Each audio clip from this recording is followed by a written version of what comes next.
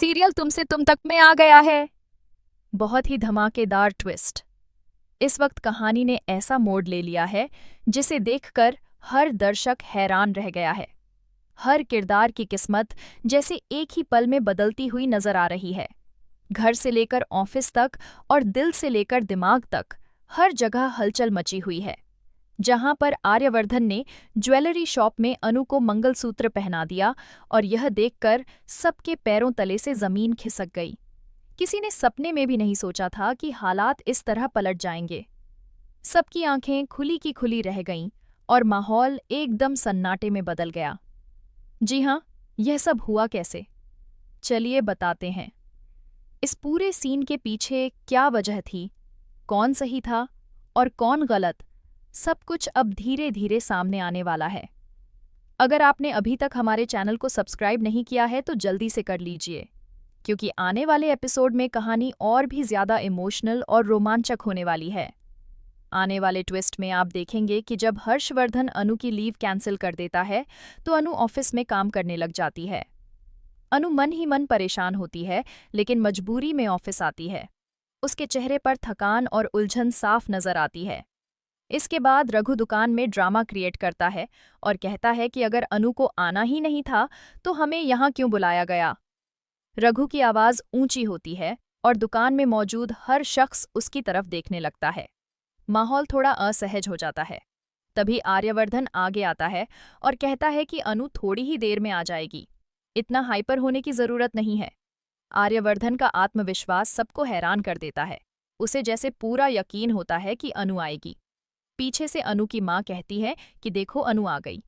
यह सुनते ही सबकी नजरें दुकान के दरवाजे की तरफ मुड़ जाती हैं, जिसके बाद अनु शॉप में आकर मंगलसूत्र ट्राई करने लग जाती है। अनु थोड़ी घबराई हुई होती है, लेकिन सबके कहने पर मंगलसूत्र देखने लगती है।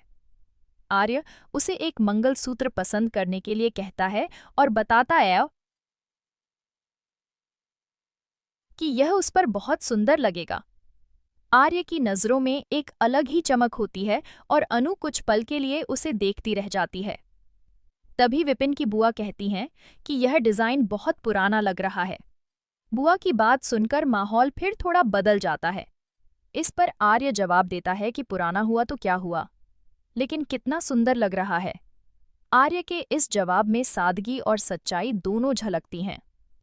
इसके बाद अनु मंगलसूत्र ट्राई करती है, लेकिन वह उसके बालों में फंस जाता है। अनु घबरा जाती है और सब कुछ अचानक स्लो मोशन जैसा हो जाता है।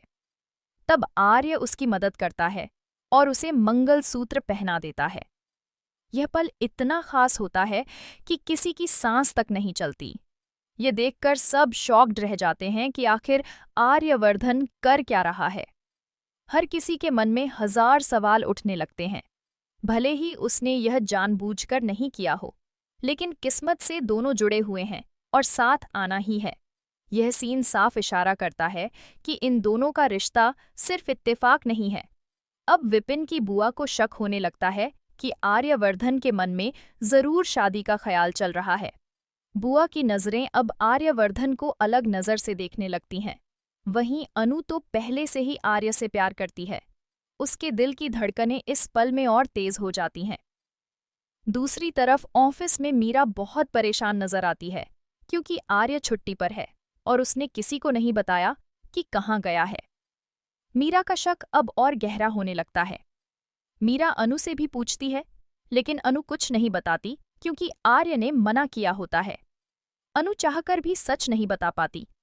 झंडे भी कुछ बताने से इनकार कर देता है। अब मीरा पूरी तरह कंफ्यूज हो जाती है।